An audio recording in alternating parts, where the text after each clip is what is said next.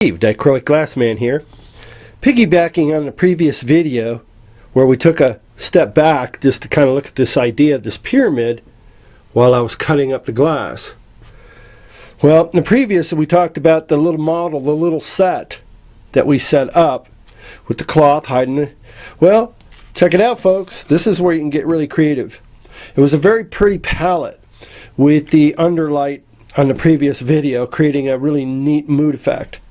This is where you can get into some cool papers. If you're into this rationale, following the journey for photographic ideas, or just kind of sitting and moseying along and seeing what's up, then join in.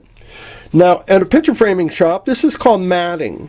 You can get some really clever pieces of parchment, paper. This is what I take pictures of my cabochons on. These are neat foils, upon which this is one of them. There's other foils in the packet, black. You get the impression, you get the idea. There's all kinds of fun shenanigans to do if you start looking elsewhere. Now, you might have a really cool, colorful swatch of fabric. Look at this. You never know. So I kind of keep the eye bling stuff. I'm colorblind. What do I know? Actually, it's certifiable. I don't know what I know. Ha ha. But I got an excuse too. Ha ha. Bingo.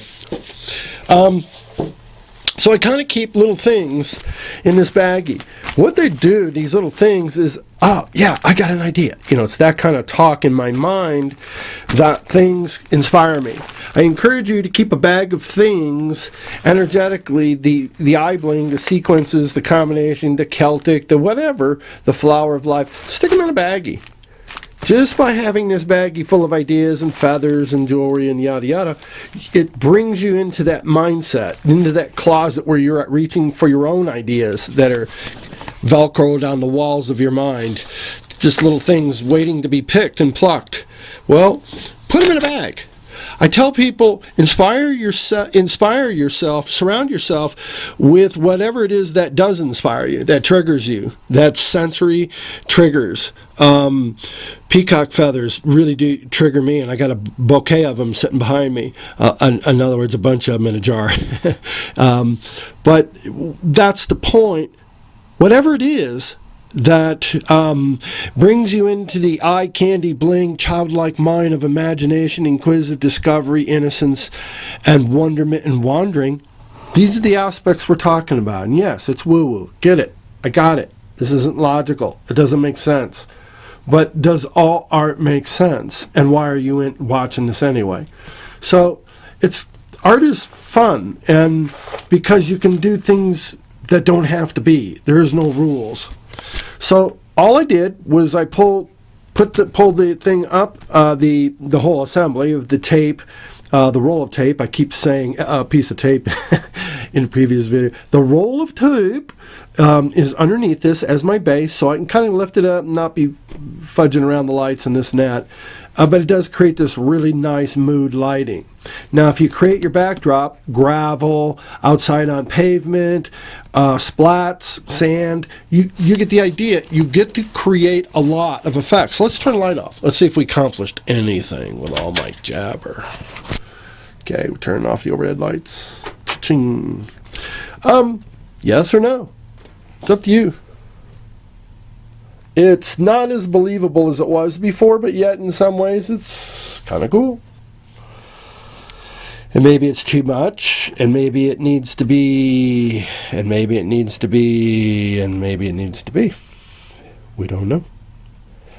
So, kind of like moving it around, I don't want to see the roll of tape now, and I want to see very little lighting, perhaps. Perhaps I just want crash! Perhaps I just want the subtlety of it all. So let's set my camera back up. Our crashed pyramid. I kind of like I like the less light with this backdrop. But that's the point here of discovering some different ways of seeing it. So it's kind of fun. Again, if you're in it for photographic purposes, then you want to start doing some different walking around experiment. Oh, look at me.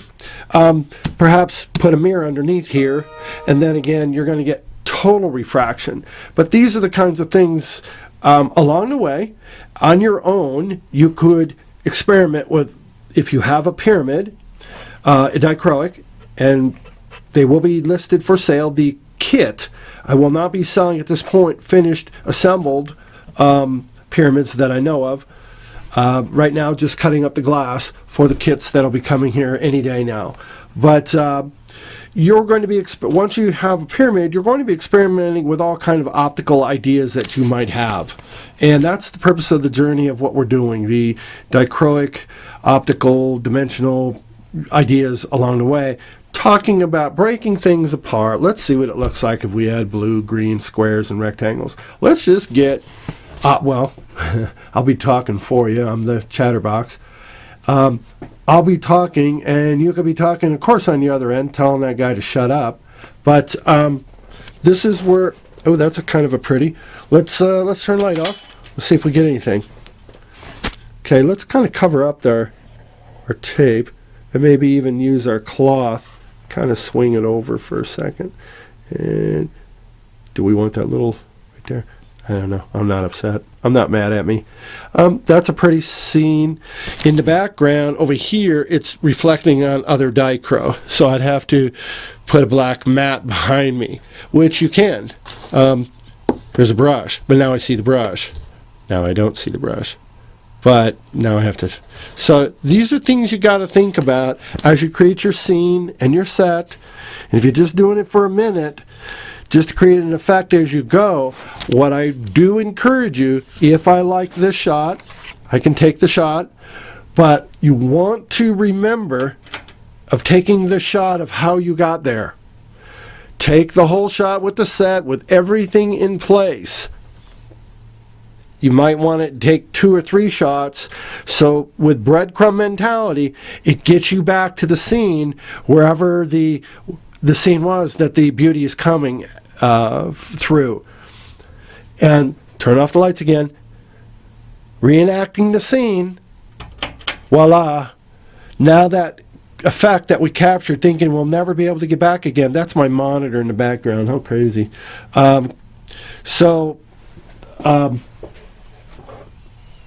There. And that distraction. Well, I can't. I have to turn it.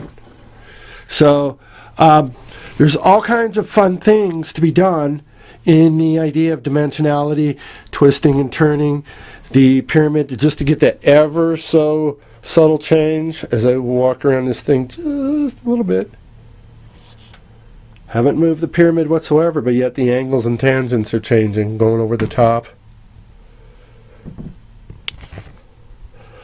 But as we do this through the videos, and if you have the pyramids in your hand and you replicate the journey, then we'll start building on it. We'll have a common denominator. You can build this same set with a roll of masking tape, I can assure you, and recreate the scene and then modify it and build it. That's what's going to be kind of fun as people watch the videos with their own pyramids and coming to this point right here where we're all on the same page, and then we move forward. It's kind of interesting. It's kind of like our version of talking live. Well, I know. So next video, I'm going to stop here, and I'm going to go into the next video why I built the black foam core, why I made that, and what's that got to do with anything, and what's all that noise.